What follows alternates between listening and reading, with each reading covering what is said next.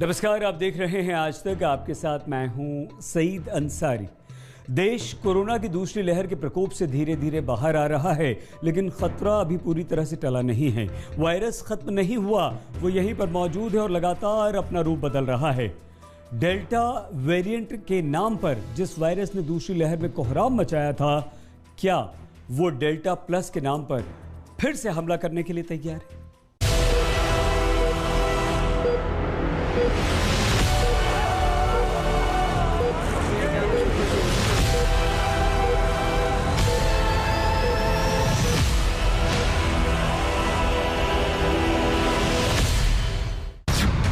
अब तक के सबसे खतरनाक रूप में corona virus.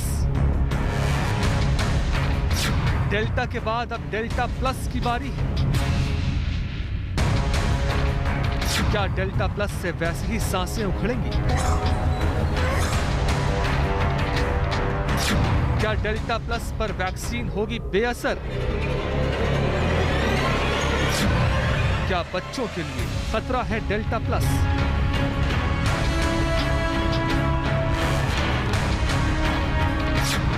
Delta plus variant को लेकर सरकार ने जताई चिंता। Variant of concern. हमें समझना चाहिए कि वेरिएंट ऑफ इंटरेस्ट और वेरिएंट ऑफ कंसर्न में क्या अंतर है। वायरस जो है, स्पेशली जो mRNA वैक्सीन है, ये रेगुलरली म्यूटेट करता है। लोगों का ये मानना है कि ये महीने में 2 दफा वायरस की म्यूटेशन हो जाती है, लेकिन ज्यादातर जो म्यूटेशन होती है वो वेरिएंट ऑफ इंटरेस्ट ही रहती है, क्योंकि उससे कोई क्लिनिकल सिग्निफिकेंस नहीं है, उससे कोई फर्क नहीं पड़ता। ये सिर्फ एक इंटरेस्टिंग चीज है कि वायरस म्यूटेट हुआ, लेकिन उस जगह पे म्यूटेट हुआ जिससे हमें कोई फर्क नहीं पड़ा। देश जब कोविड-19 की दूसरी लहर के प्रकोप से बाहर आ ही रहा है, तब कोरोना वायरस के बदले हुए वेरिएंट का पता लगना गंभीर संकेत दे रहा है। भारत में डेल्टा प्लस वेरिएंट के 50 से ज्यादा मामले सामने आ चुके हैं, जिसमें 2 की मौत भी हो चुकी है। मध्य प्रदेश, केरल और महाराष्ट्र सरकार को एक्शन लेने की एडवाइजरी भी स्वास्थ्य मंत्रालय ने जारी कर दी है। डेल्टा प्लस जरूर उसके जो नेचर है वो ऐसा ही बोला जाता है कि ट्रांसमिसिबिलिटी बहुत ज़्यादा है। नंबर 2, उसका इम्यूनो एस्केप करने की जो टेंडेंसी है वो उसमें है, और सबसे इम्पोर्टेंट ये है कि विरुलेंट है, यानी उसका मतलब है कि जिसको होगा तो उसको सीवियरिटी भी हो सकती है। तो इसीलिए हमें इसका संक्रमण रोकना है, और रोकने के लिए हमने कई उपाय बोले हैं।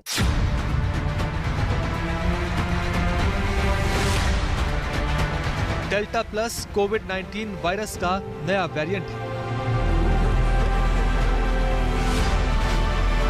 कोविड-19 की दूसरी लहर के लिए डेल्टा जिम्मेदार था। डेल्टा प्लस भारत में सबसे पहले सामने आए डेल्टा B1.617.2 में म्यूटेशन से बना है। इसके अलावा दक्षिण अफ्रीका वाले बीटा वेरिएंट में पाए गए म्यूटेशन K41N से भी इसके लक्षण मिलते हैं, इसलिए ये ज्यादा खतरनाक माना जा रहा है। WHO ने भी डेल्टा प्लस वेरिएंट को वायरस ऑफ कंसर्न करार दिया है। डेल्टा वेरिएंट को वेरिएंट ऑफ कंसर्न माना गया है, यानी वो सीरियस श्रेणी में है। डेल्टा प्लस अभी 9 देशों में पाया गया है, और यहाँ ये मानकर चलिए कि कोई भी वेरिएंट हो, उसके लिए जो पब्लिक हेल्थ रिस्पांस है वो स्टैंडर्डाइज्ड है। ये डेल्टा प्लस वेरिएंट है, डेल्टा के ही लीनिएज से है, और डेल्टा एक वेरिएंट ऑफ कंसर्न है।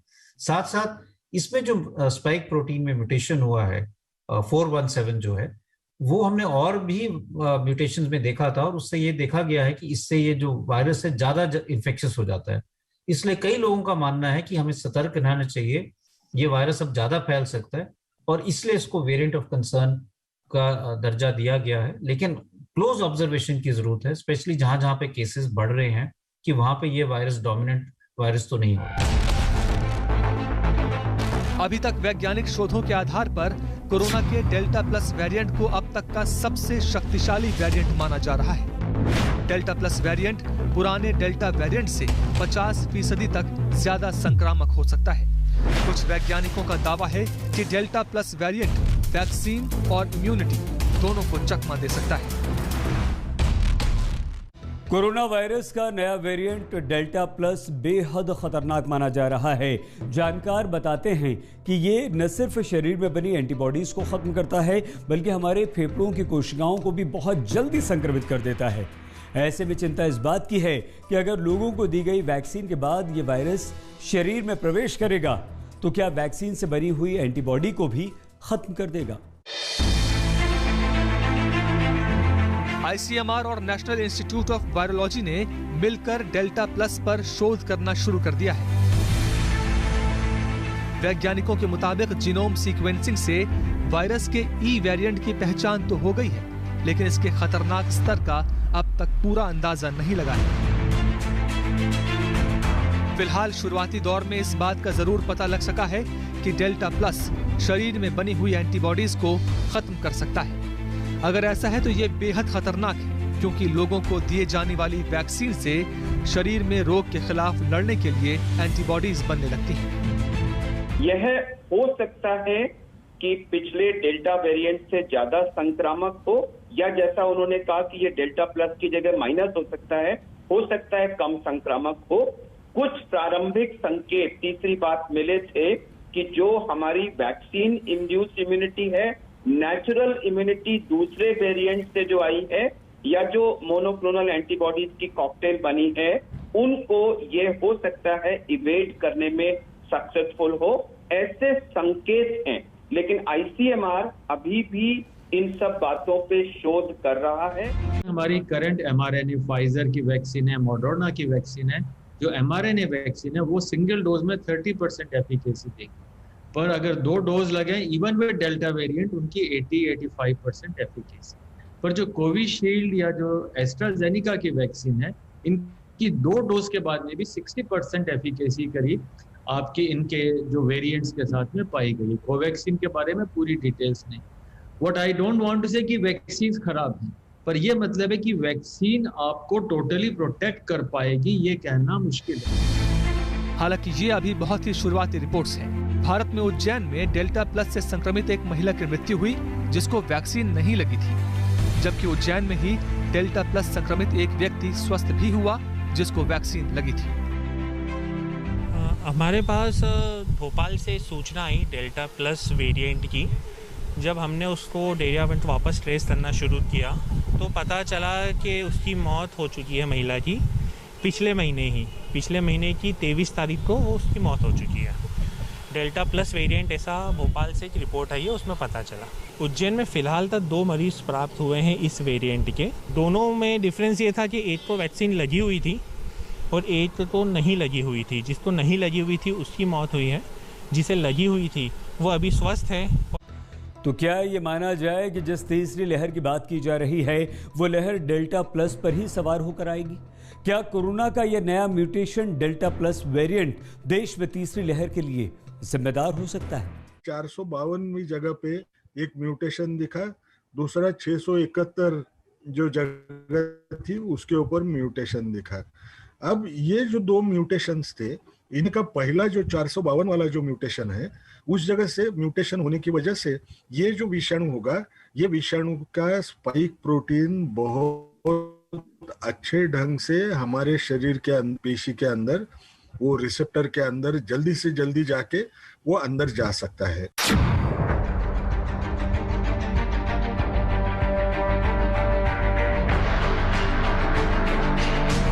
जानकारों के मुताबिक 2 म्यूटेशन के बाद डेल्टा का जेनेटिक कोड E484Q और L452R है और इससे हमारा इम्यून सिस्टम भी लड़ने में कमजोर पड़ सकता है। साथ ही नए वेरिएंट स्पाइक प्रोटीन की संरचना को बदलते हैं, लेकिन डेल्टा वेरिएंट खुद को शरीर के अंदर मौजूद होस्ट सेल से आसानी से जोड़ लेता है। हेल्थ एक्सपर्ट्स पहले ही चेतावनी दे चुके हैं कि डेल्टा भारत में तीसरी लहर के रूप में हावी हो सकता है।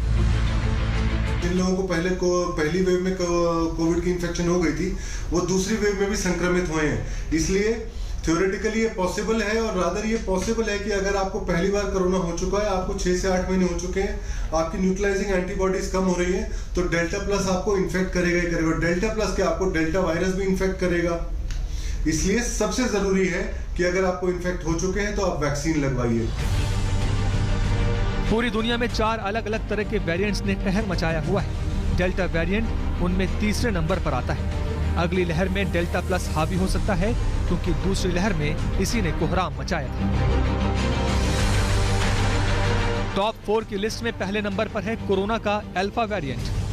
WHO की ताजा रैंकिंग के मुताबिक ये वेरिएंट 170 देशों में फैल गया है। दूसरे नंबर पर है बीटा वेरिएंट, जो दक्षिण अफ्रीका में सबसे पहले मिला और दुनिया के 119 देशों को परेशान कर रहा है। तीसरे नंबर पर है डेल्टा वेरिएंट, जो सबसे पहले भारत में मिला था। WHO के मुताबिक ये वेरिएंट अब तक 85 देशों में फैल चुका है। और नंबर 4 पर है गामा वेरिएंट। ये वेरिएंट सबसे पहले ब्राजील में मिला था। अब तक 71 देशों में गामा वेरिएंट मिले हैं। भारत में दूसरी लहर के लिए जिम्मेदार डेल्टा वेरिएंट ही था। वक्त एक बहुत छोटे से ब्रेक का है। ब्रेक के बाद हम आपको बताएंगे कि क्या नया वेरिएंट बच्चों के लिए खतरनाक सिद्ध हो सकता है। दुनिया भर में मेडिकल एक्सपर्ट्स और सरकारों के लिए चिंता का सबब बना ये वेरिएंट एक बड़ा रिस्क लेकर भी आया है। क्या ये वेरिएंट बच्चों के लिए खतरनाक साबित हो सकता है?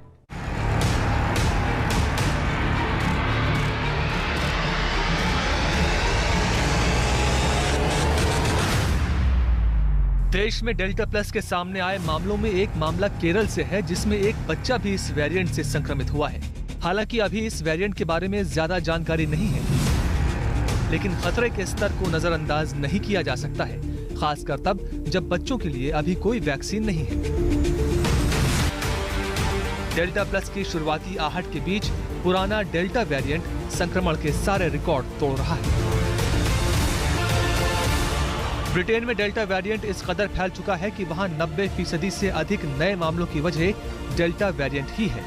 अमेरिका में सामने आने वाले कोविड के नए मामलों में 20% से अधिक में संक्रमण की वजह डेल्टा वेरिएंट ही है।